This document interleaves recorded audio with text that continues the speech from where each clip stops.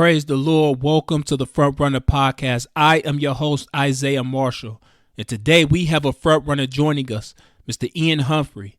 In this episode, Convicted to Conquer, Ian will share his powerful story of redemption. From losing his mom at an early age, growing up in foster care, committing a crime and being sentenced to 15 years in prison, to now inspiring hope in others. We show you how to run your race to win. This is Front Runner, episode 16. Praise the Lord. Welcome to the Front Runner Podcast. I am your host, Isaiah Marshall. And today we will be speaking to a front runner, speaker, an author, Mr. Ian Humphrey. Ladies and gentlemen, how you doing, sir? I'm well, my man. I'm just taking a quick picture, so I can share this if you don't mind.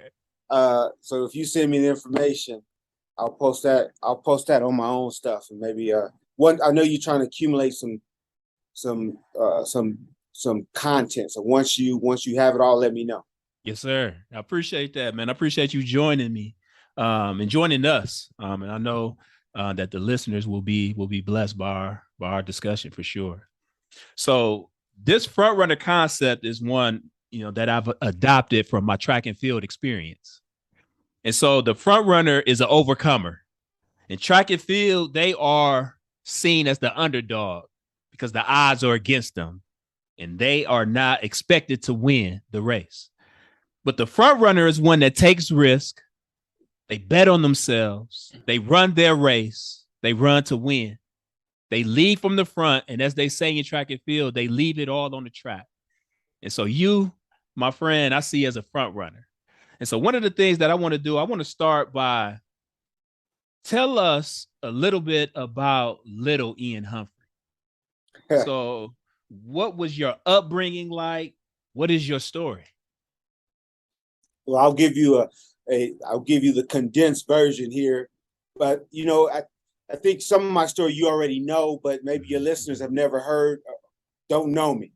Yes, sir. So a little bit about me. I was born and raised in South Central Los Angeles, one of the roughest parts of LA during the 80s, 70s, and the 80s.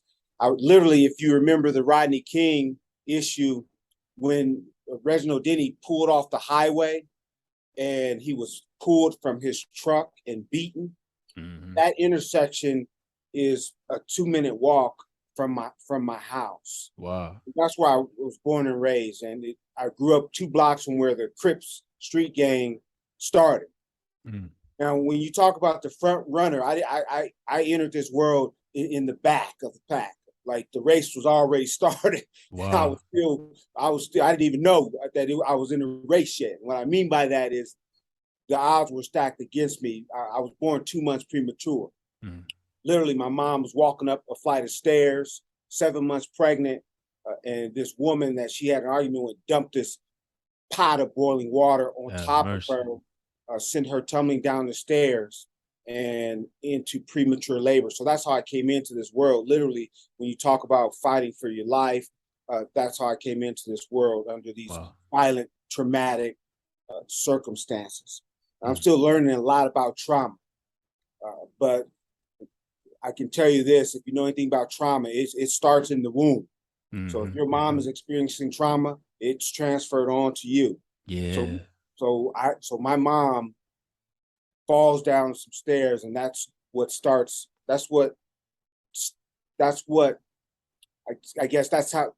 jump starts me coming into this world before I was ready or should have been here. Man, yeah. But my mom, and if you have any questions, just stop me at any time. I was gonna say when that comment you made about trauma, I was just at a meeting yesterday, and one of the individuals said, if you don't transform pain, you end up transmitting it. Wow. And it's you got to deal with the trauma, you got to process, and the person has to deal with that thing, or else we'll start transmitting that stuff to other people, and it negatively impact our relationships and different things like that, man. And I'll add to that, man. I know I can tell you what you're saying is true because I've done it. That's a short part of my story. Maybe we'll get into that a little bit later, but that's kind of what led me into prison. But the fight to overcome trauma, it's a day-to-day thing. Yes, depending on how severe the trauma was. But I can tell you, every day when I get up, it's like, okay, I'm gonna make sure that I don't transfer this on to somebody else. Yeah. I got to recognize it. I got to recognize it, and I got to do something to combat it. So it is a real deal. That's a good word, man. But my mom, so she ended up with third-degree burns to over 25% of her body. And as a kid, I can remember sitting on her lap, and you could see the third-degree burns from her neck all the way down. I know that it covered her chest area and her stomach area and part of her lower waist. But so as you can imagine, she was in a lot of pain. So imagine if, for the women watching this, imagine being a newborn mom who gives birth after this trauma. And something that I've learned over the years, Isaiah, is the strongest connection known to man, and I think even in the animal kingdom, is the connection between a mother and her child.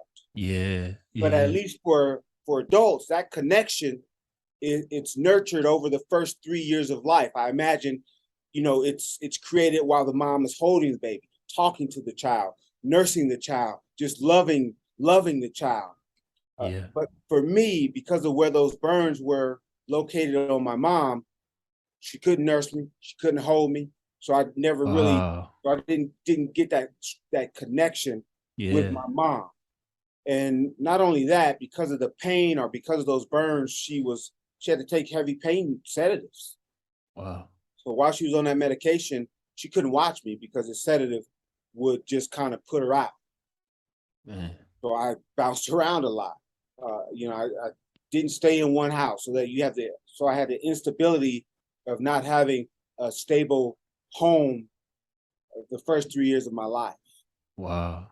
So I'd stay with my mom, my grandma, my neighbors. I did that for the first 3 years of my life, which is difficult. Yeah. I know in your bio you mentioned how that you succumbed to the negative voices that had always always told you that you'll be just like your father growing up. And I know, I have similar experiences as well.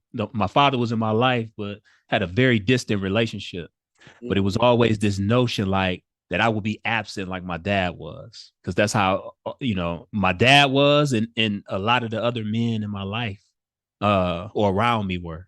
And just those voices that would tell me, hey, you will be just like your dad. And also growing up, often hearing that I was more likely to go to jail than to go to college, just wanting to be accepted by, men around me, and always having this feeling to perform, to be accepted, to perform, to please, so that I could be accepted by others. And I'm wondering, like, as you heard those things growing up, like, how hard was it hearing those voices for you? Well, I got to tell you, when I say I succumbed to it, my father, my entire childhood, he was in and out of prison, and that's where he died. My mom passed when I was 12 years old, and that had a negative effect on my life. After that happened, I just started wilding out. So I started hanging out with the wrong people, breaking in houses, I was stealing cars. And so people would tell me, you are going to be just like your father, meaning I was going to go to prison. So like you said, it's hard to hear that. But not only that, I grew up in a neighborhood where more people did go to prison than college. I grew up attending more parties for people coming home out of prison than I did for people graduating college. Wow. So it's sending this message to me as a child, like almost as if maybe prison is a passage to manhood, because as a kid, you see people being celebrated. Who doesn't want to be celebrated? Right? Right. But I was learning it from the wrong place. Wow. So I did end up following in my dad's footsteps. I did end up committing a crime and spending almost 5 years in prison. Mm. But what I'll tell you where things stopped for me is things got real. You know, nothing gets your attention quicker than a judge saying, hey, the state of California sentences you to 15 years in prison. Wow. Nothing gets your attention more than hearing a prison door that lock, engage, and you cannot get out. Yeah. When I say it got my attention, like, okay, this is real. Yeah. For me, I realized over a course of time that prison, I didn't like prison. You know, most people, that should be what most people say.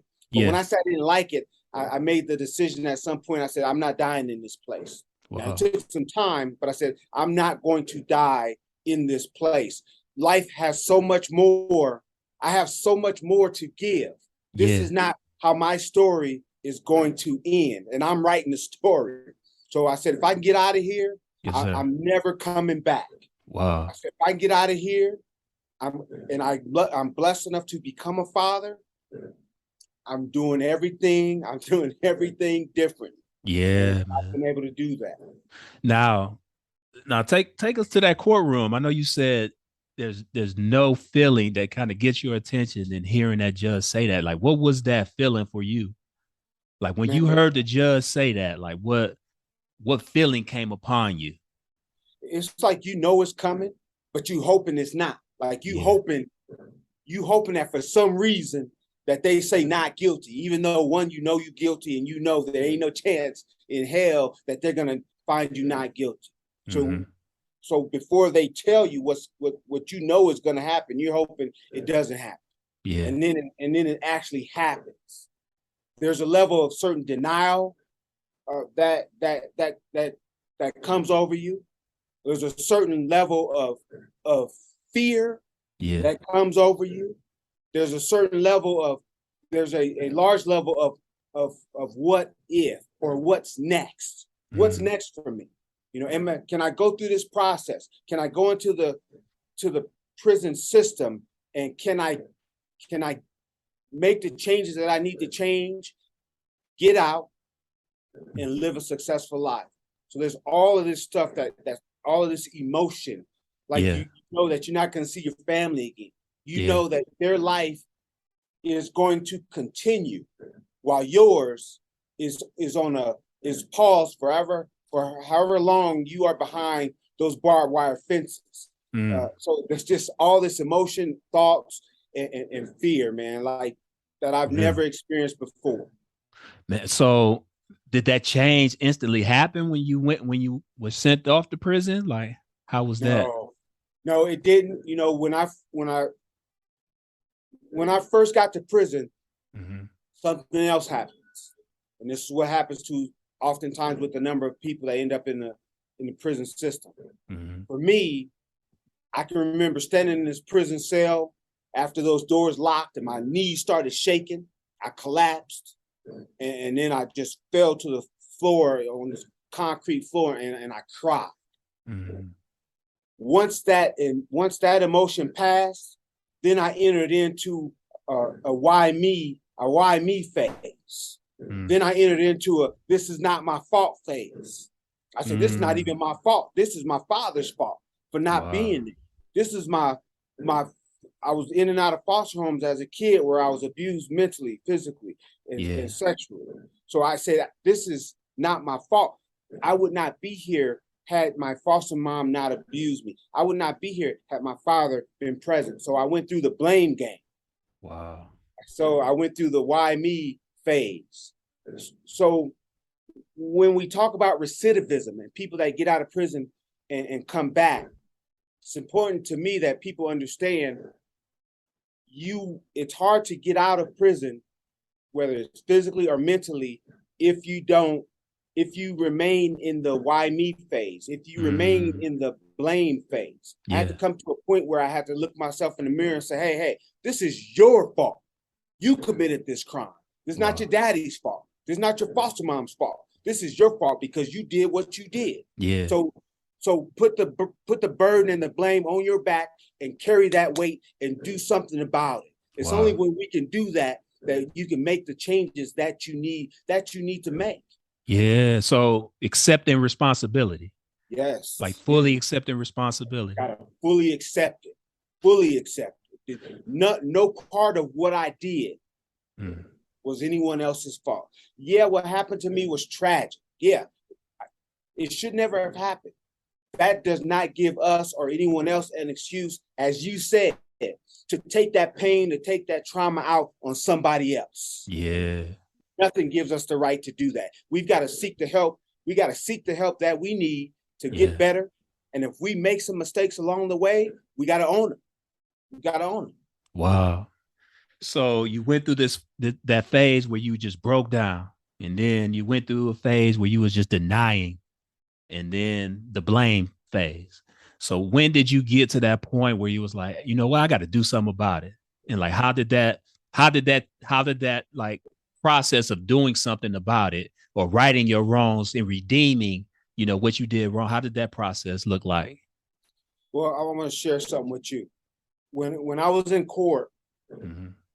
when I was in court before I was sentenced, they have what's called where the victim can make an impact statement. Okay.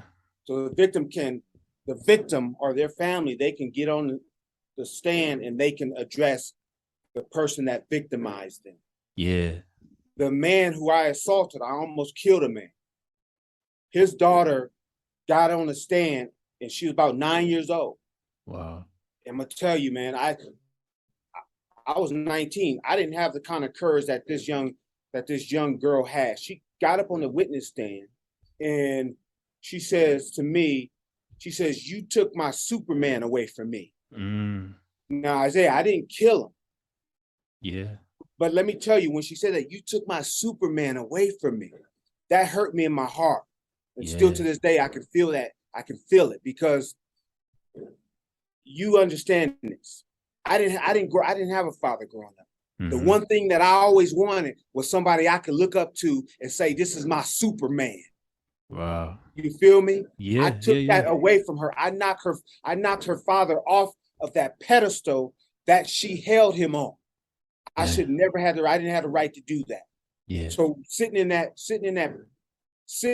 courtroom, shackled up, I made a silent promise to myself. I said, if I can change my life, I said I'm gonna do something to make this right for this little girl.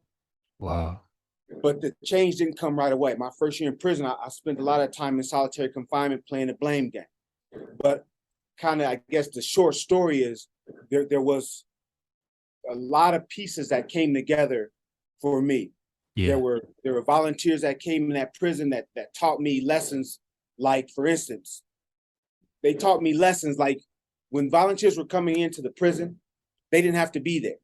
Mm-hmm. And because when you experience trauma, you have issues, trust issues. Yeah. So when the volunteers were coming into the prison trying to help me, I'm like, "What do you want from me?" Mm. Because you're not coming in here and you're not wanting something from me. Nobody does that. And I tried to push them away. They kept coming. What that taught me is, you know what? People can give. It's okay. People can give and not expect anything in return. And It's okay for me to accept that. And I don't owe them anything. And they don't expect anything in return. So that was part of the lesson. Other part of it is there was an educator, and I talk about him in almost every speech that I give. Yeah. His name was Charles Loud. This dude worked in that prison. Mm. This dude, man, he refused to allow me to feel sorry for myself. Mm. And he didn't feel sorry for me. So one thing that I talk to people about, I say, hey, don't allow anybody, no matter what you've been through in your life, don't allow anybody to feel sorry for you. And don't surround yourself with people that feel sorry for you, because then you stay locked into that phase of feeling sorry for yourself. So if people are holding you accountable and they say, hey, stop feeling sorry for yourself, then it forces you to face certain issues that feeling sorry for yourself, you don't have to face them. So this teacher, man, every time he saw me, he would say something positive to me. "What's up, Mr. Humphrey?" Like he would say something positive to me, and he would speak life into me, even though it was the worst moment of my life. Yeah. He didn't see me for the mistakes that I made. He saw me for the man that he knew I had the potential to become. Man, that's deep. That's deep. So he poured that into me, and finally I said, hey, if this man believes in me, he believes that I can get out of prison and change my life. I said, I'm gonna do it. I'm gonna do it. And at first, I can tell you, I wanted to do it for him, but then there's something that happens over time. What you realize is any change that we make in our lives, you know this, your audience, I know you guys know this, we can't do it for anybody else. Yeah. We got to do it for ourselves. Yes, sir. And always in the back of my mind, I held on to that young girl's words. You took my Superman away, and I held on to the silent promise that I got to make changes. I've got to get out of prison, and I've got to kind of, I guess, make right, return what I took from that young lady. Man, that's deep. And I know, you know, in hearing that, especially like the influence of the guy, I think you said his name is Charles, and how he saw something. He saw you as the potential that you could have become, or that you were going to become. And I know for me, again, you know, track and field experience and growing up in that context, so sports was sort of an outlet for me. And I had my track coach in high school was one of the people I say often that had the most influence in my life, because it was something similar where he saw something in me that I did not see in myself. Wow. And it's like, but as you said, you have to take ownership of that. I could not compete. I couldn't do it for him.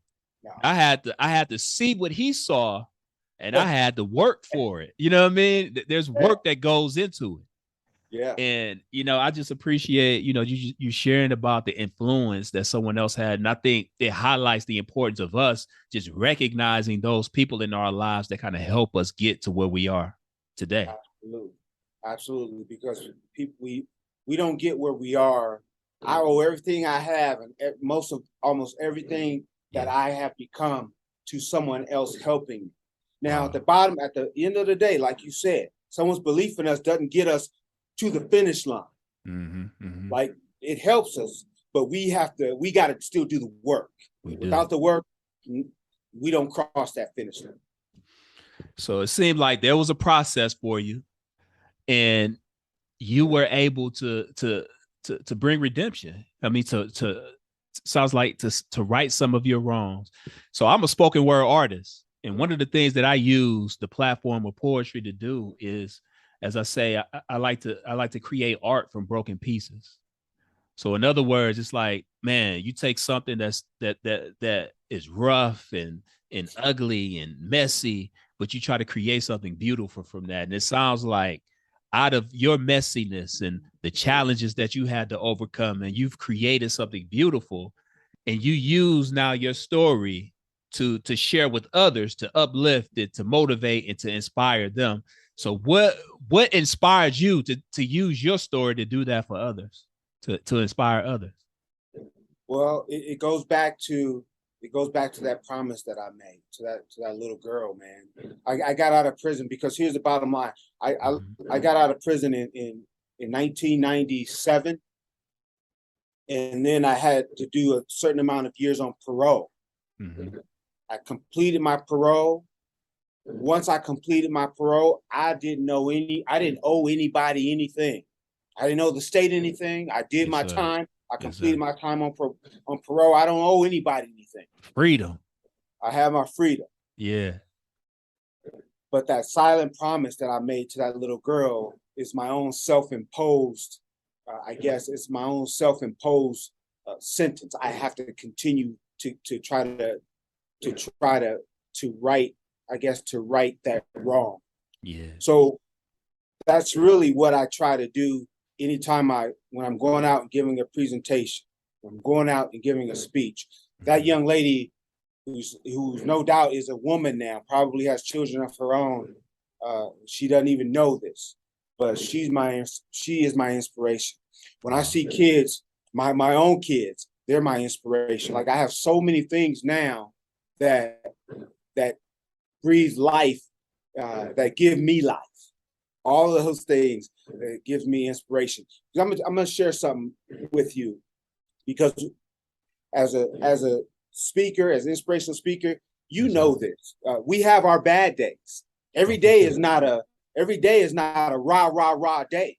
Some days I have days when I'm dragging a little bit. Yeah. But I got to focus on you know, I got to channel my own inspiration, my family, my friends, other people's success stories. Yes, sir. Right? So I've got to channel those, and every day that's my daily inspiration. So every day when I get up, so when I get to my office, the men get here at 7:00.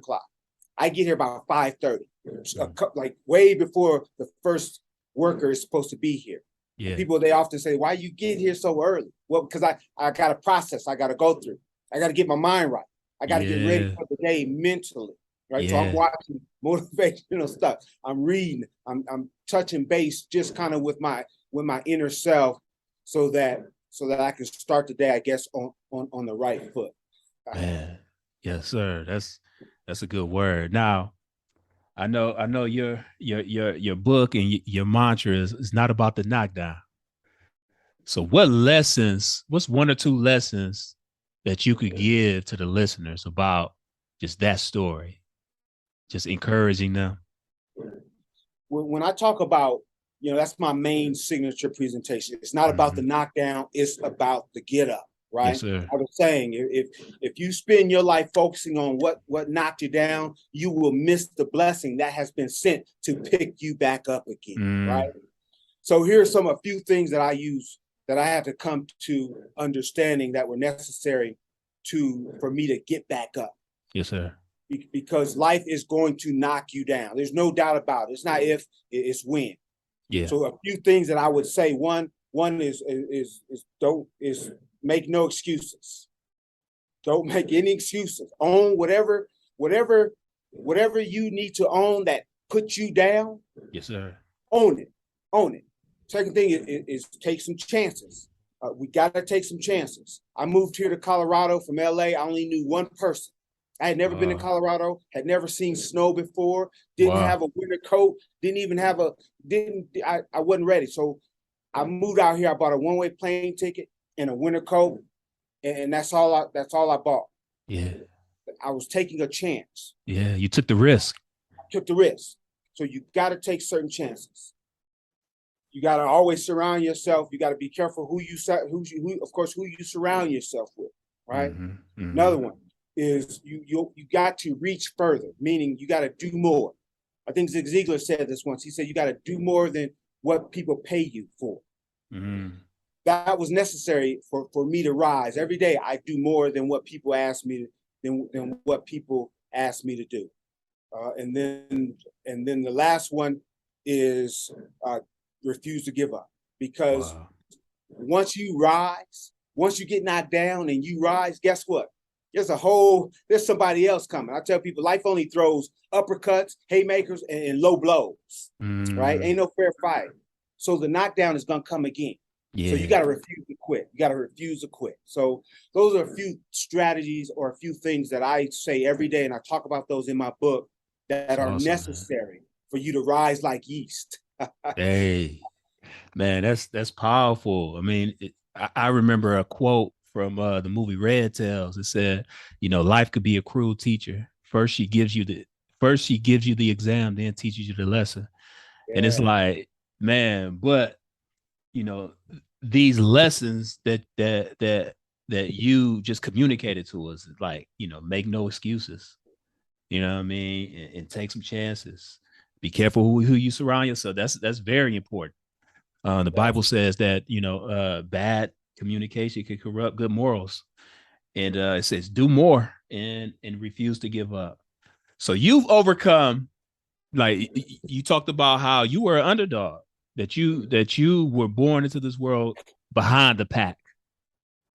And you had to overcome your circumstances as a kid. You had to overcome being in prison. And now, you know, you get to share your story and inspire and motivate others all throughout the country. And so you're using your platform to edify and to speak life into other people. And you're doing some really good work. I appreciate that. No doubt. Well, I appreciate it. And, you know, I'm going to keep on doing this for as long as I can. Yes, sir. I feel like it's necessary that once we make it through difficult times, it's important that we reach back, grab somebody's hand, and pull them and try to pull them through it, because we talked about this earlier. I didn't get through this alone. I had some help. So yes, I am obligated to reach back and help someone else. Yeah. Because what happens is when I reach back, or when we reach back and we help somebody else, here's what we're doing. I talked about that young lady that took that stand. What I hope I have done at some point is prevented someone else from being victimized or using their trauma and victimizing someone else. So that's important for me to share my story and make sure that people know, no matter what you've been through, no matter how many times life has knocked you down, as long as you are willing to get back up, life will get better. Yeah. As long as you put in work, life will get better. Yes, sir. We don't stay in this place unless we allow ourselves to. Wow. That's a good word, man. I appreciate you sharing that. So how do you keep yourself from falling into the comparison trap? In other words, how do you stay focused on running your race? Well, here's one thing I would say. I believe this wholeheartedly is there's enough lanes on this track for all of us. Yes, sir. All of us. It's very easy. When I first started speaking, almost 13 years ago, it was very easy to watch somebody else and try to let me do what they do. Yeah. You see somebody else, let me do what they do. Yeah. Let me do what this person doing. But what's successful for one person may not be successful to you. Yeah. And if you are running somebody else's race, you are not living up to your full purpose and your full potential. Yes, sir. So you can't run somebody else's race and live the life that you were sent here to live. Yeah. Right? And there's enough lanes on this track for all of us. So I have conversations with speakers every day. I get more engagements than I want to take, Isaiah. I give those to other people. Wow. Right? Yes, sir. So if someone asked me once, they said, well, aren't you afraid that they're going to take your customer? No. Why? Because there's enough lanes for all of us. I can't hold all this in. I can't keep all this to myself. It's selfish, right? Yeah. Selfish. And I believe that we have to pour into other people and we have to give. Yeah. Because once we start to give, it all comes around full. It all comes around full circle. Yeah, yeah. So I don't compare myself. I don't fall into the comparison trap, because I believe that there's enough room out here for everybody, and I've got to be true. I got to be true to myself. Man, that's powerful. And we recognize that we were beneficiaries of others pouring into us and influencing us and adding value to us. And it's like, how dare us not do the same? Absolutely. We know the benefits of it. And so we want to impart that into other people as well. That's a good word. Now we're going to move into some, what I call rapid fire questions. But it's not always rapid, but we'll move into this section where I ask you some questions. You just kind of answer off, however you feel led. When challenges arise in your life, who or where do you look to sustain you and help you get through? I have to say, first and foremost, I look to my wife. I looked at my wife. My wife, man, she believed in me when all I had to my name was potential. You hear me? Wow. I didn't have nothing to my name. Yeah. So I've had to lean on her, and I've had to learn to, because of the trauma that I've gone through, I've had to learn to be able to trust people. But first person I go to, I would have to say is my wife. It's awesome, man. Now, what are two things you appreciate about yourself? Man, I appreciate my resiliency. Yes, sir. I gotta appreciate that. And the second thing I would have to say is, in spite of a lot of things that I've gone through, I have to appreciate the sense of humor that I've been able to maintain and at least look back and find on some of the things that I've been through in my life. Now we hit on this, a little bit, but how important are friendships and being in community to you? Oh, wow. Man, community. I'm going to talk about this in the presentation that I have coming up on Tuesday, Canada. Community, man. Without community, and here's what we mean when we say community. I'm not talking about where you live. It's not about where you live. Oftentimes people think about, well, it's my hood or it's where I live. My community is the individuals that you choose to surround yourself with. So it doesn't matter where I'm at. My community is still with me. I can call them up on my phone. I can reach out to them. So so my community is like the dream team, or it's like your support. It's like my support system. I have people in my phone that I can call if I need help, that I can call and talk to, that I can lean on. Yeah. The misconception is that we always have to be strong, right? Nah. My community. When I'm not strong or when I feel weak and I need somebody to carry me, we gotta lean on our community. So that's good. That's the importance of my community. Yeah. There's a verse in Ecclesiastes that said, you know, a 3-strand cord is not easily broken. And it's like we lean on our support system, on our community when we feel weak and we feel broken, and when we're experiencing life challenges, because they could be a source of joy in the midst of it. It could be a source of encouragement in the midst of it as well. And so, yeah, that's good. That's important, man. So what is bringing you joy right now? Oh man, my family. First, my family brings me a tremendous amount of joy. I got my son here working. He's in high school. Like I mentioned earlier, I'm about to be a grandfather. That's awesome, man. So experiencing things in my life that I know a lot of people didn't have the opportunity to experience. Like, I'm blessed to get up every day, take a deep breath, and say it's a great day to be alive. Yes, sir. I think back on my life, Isaiah, and it's like, you know what? I'm not supposed to be here, man. I'm not supposed to be here. So every day, it's like I get to see every day before I leave my house, I give my wife a kiss. I give her a hug. Anytime I talk to my kids on the phone, listen to me when I tell you this. I talk to my kids on the phone. I don't care if I talk to them 5, 10, 15 times every day. I end that conversation with, hey, I love you. I love you. That brings me joy. Yes, but it also tells them, is if this is the last thing that I say to you, you're gonna know that I care about you and that you mean the world to me. Wow. So just these simple things bring me joy every day. But it starts right at home. I don't have to look no further than the individuals in my house, my 4 children, my wife, and now this grandbaby that's on the way. So yes, sir. So I'm blessed, man. That just life every day, just breathing. You know, I find something to find joy in. Just very simple things. That's awesome, man. Now, what does winning look like, and what does it mean to you? Oh, winning. That's a good question. That's a good question. Winning for me,